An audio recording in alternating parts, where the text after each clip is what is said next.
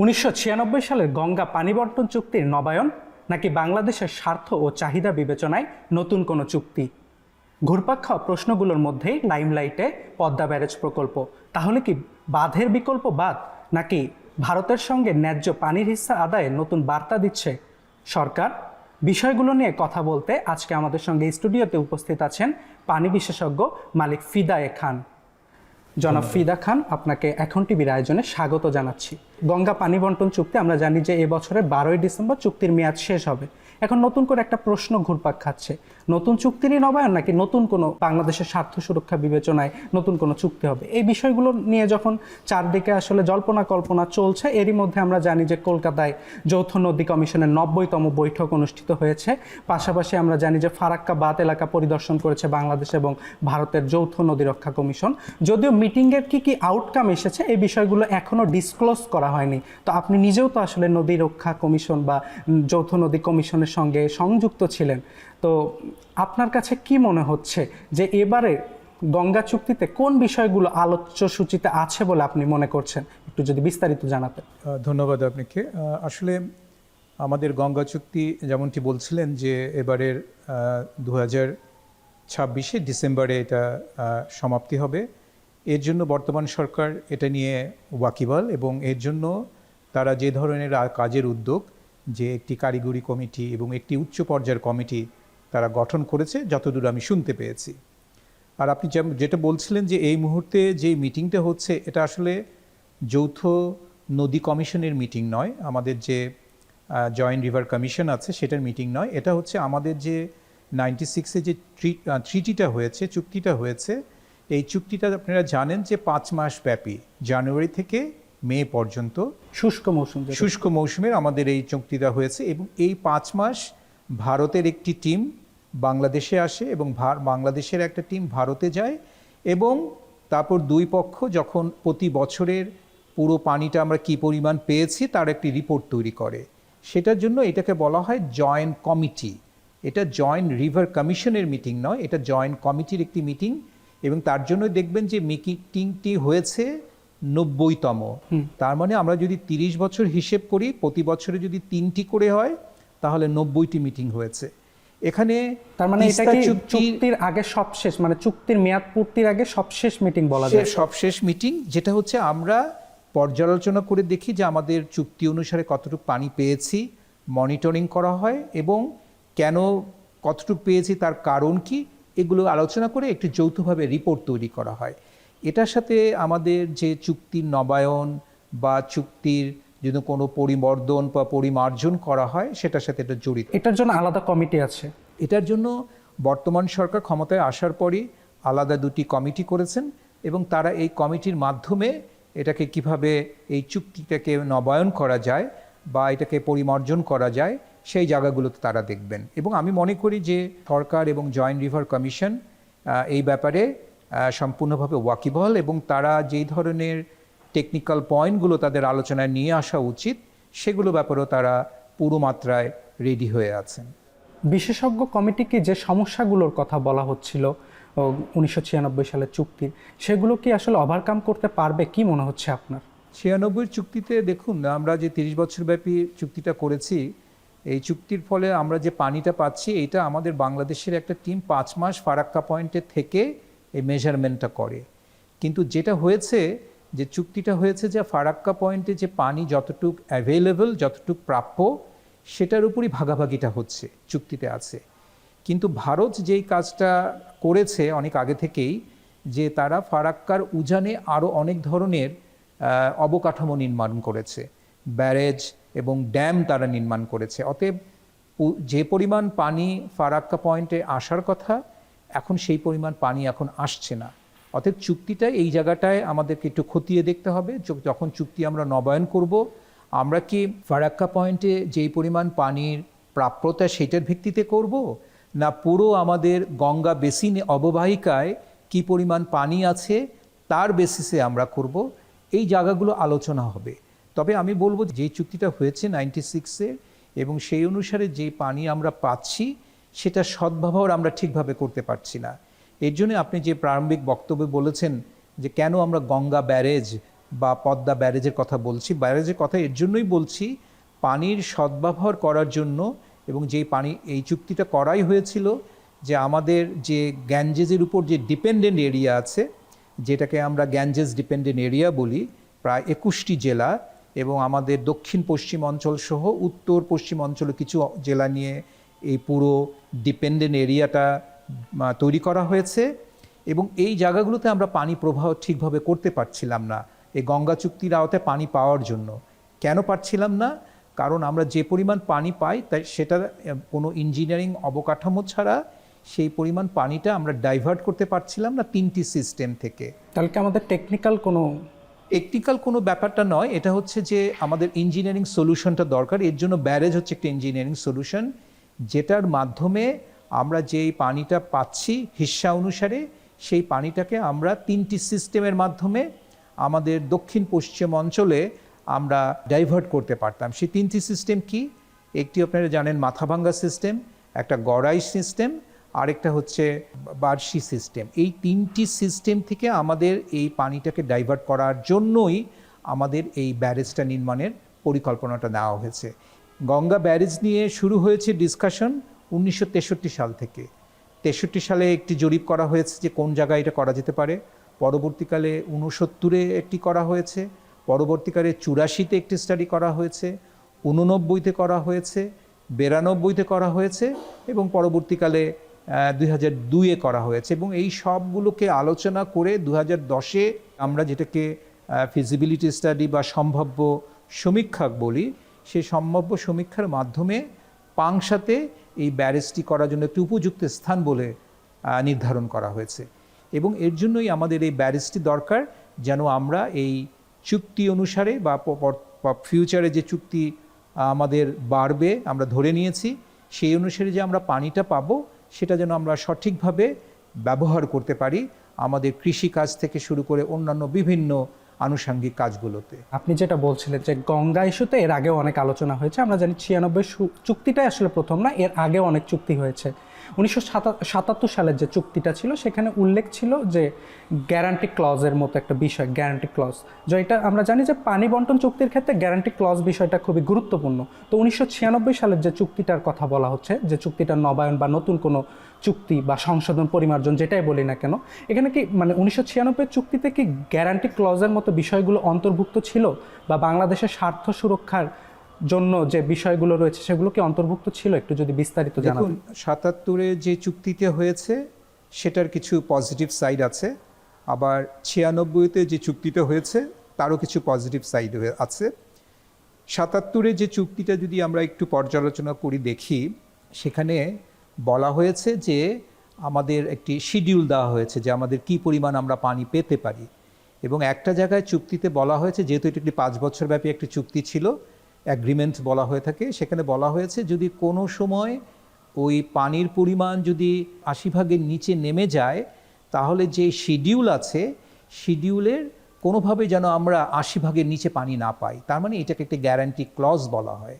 তার মানে একটা নিশ্চয়তা দেওয়া হয়েছে, যেই ফ্লোগুলোর কথা চুক্তির মধ্যে উল্লেখ আছে তার কোনোভাবেই যেন আমরা 80% নিচে আমরা পানি না পাই। তার মানে এটা একটা গ্যারান্টি ক্লজ হিসাবে কাজ করছে, যেটা 77-এ। যদিও 96-এ এই ধরনের কোনো গ্যারান্টি চুক্তি নেই, কিন্তু একটা জিনিস এখানে ভালো আছে 96-এর, যে আমাদের একটা সংকটকাল আছে। আপনারা জানেন চুক্তিটা সাধারণত হয়ে থাকে 5 মাস ব্যাপী, আমাদের শুধু শুষ্ক মৌসুমের জন্য। কিন্তু এই শুষ্ক 5 মাসের মধ্যে আবার মার্চ থেকে মে মাসটা হচ্ছে অতি সংকটময় সময়। তার মানে আমরা মার্চের 11 তারিখ থেকে মে মাস পর্যন্ত এই যে 6টা ডিকেইড আমরা বলে থাকি, এই 6টা ডিকেইডের এটাকে সংকটকাল বলা হয়। এখানে একটা গ্যারান্টির কথা বলা হয়েছে। কি ধরনের? যে প্রথম 10 দিন বাংলাদেশ গ্যারান্টি এটা দেওয়া হয়েছে যে 35,000 কিউসেক পাবে, আবার আরেক 10 দিন ভারত 35,000 কিউসেক পাবে।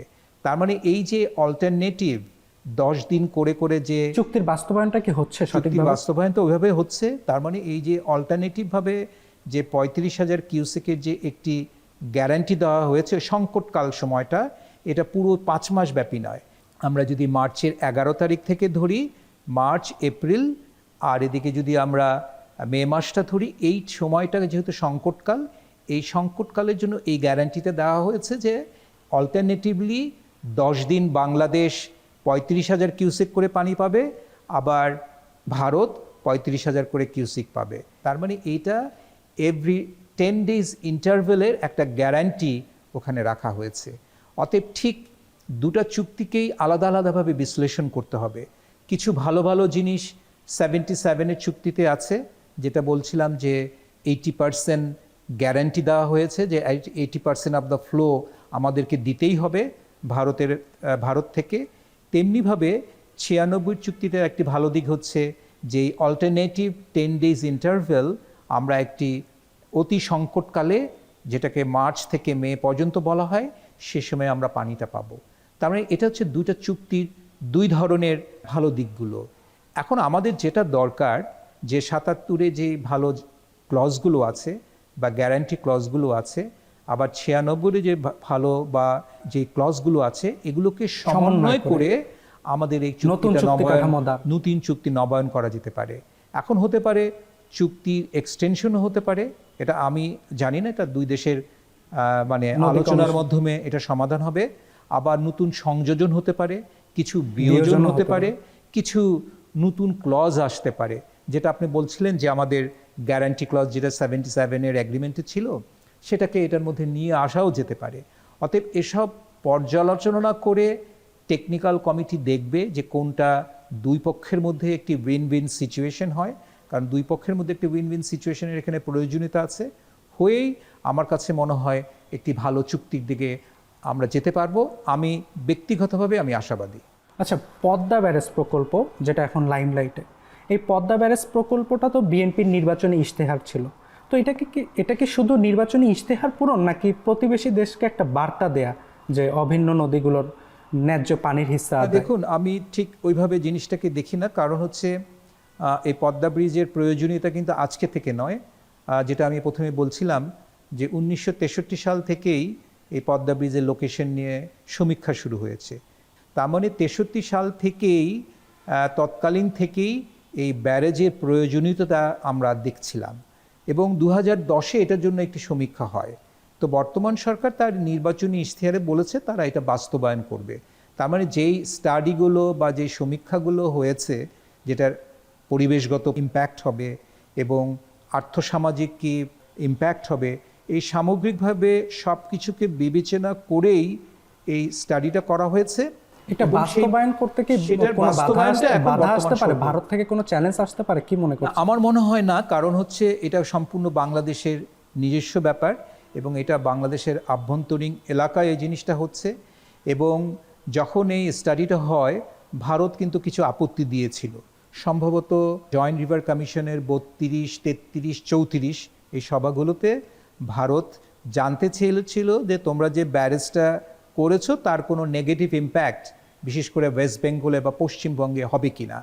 তা আমাদের তখনকার সরকার এবং বা যারা টেকনিক্যাল কমিটিতে ছিল তার সেটা আনসার তারা দিয়েছে, উত্তর দিয়েছে, এবং তারা সেই উত্তরে স্যাটিসফাইড। কিন্তু ভারতের অনেক স্থানীয় গণমাধ্যম দেখছি তারা যেটা বলছে যে ফারাক্কা বাঁধের বিকল্প হতে যাচ্ছে পদ্মা ব্যারেজ প্রকল্প, এবং এটার কারণে পশ্চিম বাংলা বা ভারতবর্ষ ক্ষতিগ্রস্ত হতে পারে। তাহলে এটা জাস্ট প্রোপাগান্ডা হিসেবে আমি মনে করি এটা মোটেই না, এটা সঠিক নয়। কারণ আমি প্রথমে বলছিলাম যে আমরা যে চুক্তি অনুসারে যেই পানিটা পাচ্ছি সেই পানিটার আমরা সম্পূর্ণভাবে সদ্ব্যবহার করতে পারছি না। এই সদ্ব্যবহারের একটি সমাধান হচ্ছে ব্যারেজ। কেন বলছি?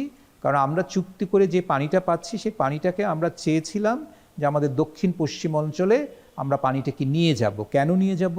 আমাদের ইরিগেশনের জন্য আমাদের নিয়ে যেতে হবে, আমাদের চাষাবাদের জন্য।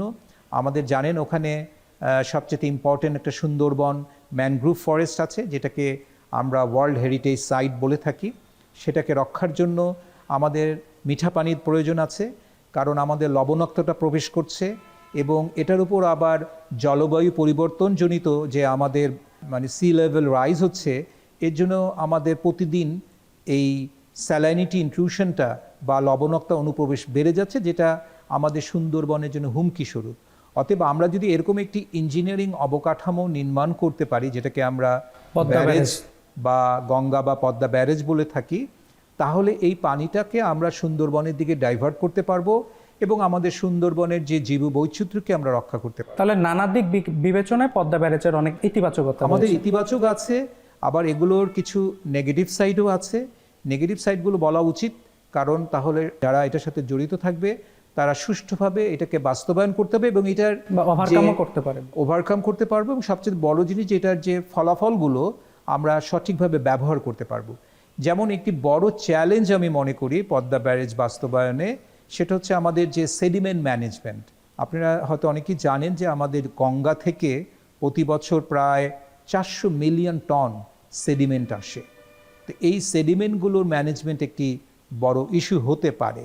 সেকেন্ড যে চ্যালেঞ্জটা আমার কাছে মনে হয় যে সেটা হচ্ছে এটার বাস্তবায়নের যে অভিজ্ঞতা, বাংলাদেশের ইঞ্জিনিয়ারিং অভিজ্ঞতা আমাদের নেই, কারণ এই ধরনের ব্যারেজ আমরা এর আগে নির্মাণ করি নাই। তবে আমি বলবো না যে এটা কোনো রকেট সায়েন্স, এটা অবশ্যই আমাদের পক্ষে এটা সম্ভব, বাট আমাদের এই ধরনের অভিজ্ঞতা সম্পূর্ণ যে জায়গাগুলোতে আছে, যেমন এই ব্যারেজ চায়না করেছে, পাকিস্তান করেছে, ভারত করেছে, বা এই ধরনের এনভায়রনমেন্ট ফ্রেন্ডলি অবকাঠামো এক্সপেরিয়েন্স অভিজ্ঞতা নেদারল্যান্ডের গভর্নমেন্টেরও আছে। তাহলে আমরা বলতে পারি বিদেশি সহায়তা নিয়ে আমরা কিছু সমস্যা যেগুলো বিদেশি সহায়তা ঠিক ওইভাবে না বলে আমরা বলতে পারি বিদেশিদের যে অভিজ্ঞতাটা সেটাকে আমরা কাজে লাগাতে পারি। তবে এই সরকার যে উদ্যোগটা নিয়েছে যে আমাদের নিজস্ব অর্থায়নে, আমি এটাকে সাপোর্ট করি যে নিজস্ব অর্থায়নে করার জন্য।